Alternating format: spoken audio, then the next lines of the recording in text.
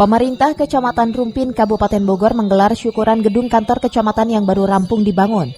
Acara syukuran yang berlangsung di gedung kantor kecamatan di Jalan Prada, Samlawi, Desa Rumpin, mengundang para alim ulama dan diisi dengan kegiatan islami serta pemotongan nasi tumpeng.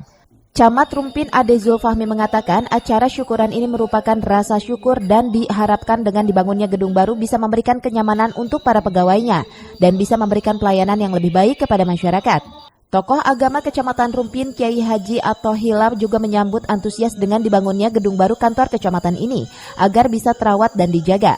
Ia berharap dengan dibangunnya gedung baru tersebut bisa memberi semangat baru sehingga masyarakat pun bisa lebih terlayani. Pak Kiai Athohillar, tadi acaranya udah kita konsultasikan ke beliau.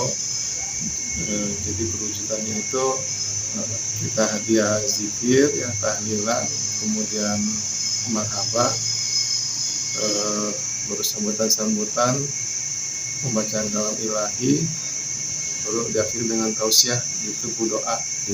Kalau ketumpeng itu sebagai wujud rasa syukur kita, gitu ya. Jadi kita siapkan partisipasi dari segenap elemen yang ada di Kecamatan Rumpin, ya. Sangat bangga bila Rumpin dijadikan ibu kota Kabupaten Bogor Barat dan mendukung pilihan bupati itu. Semoga juga masyarakat Rumpin bisa membantu ini semua, ikut berpartisipasi dalam membangun wilayah kita lebih berkemajuan lagi di seluruh bidang, dalam pertahanan pangan, ekonomi, pendidikan, moral. Sejauh ini kondisi Rumpin itu seperti apa? Menurut saya baik-baik saja dengan kondisi geografi yang seperti ini, baik-baik saja dan banyak sekali kemajuan. Dari Rumpin, Kabupaten Bogor, Suhanda Abrizi melaporkan.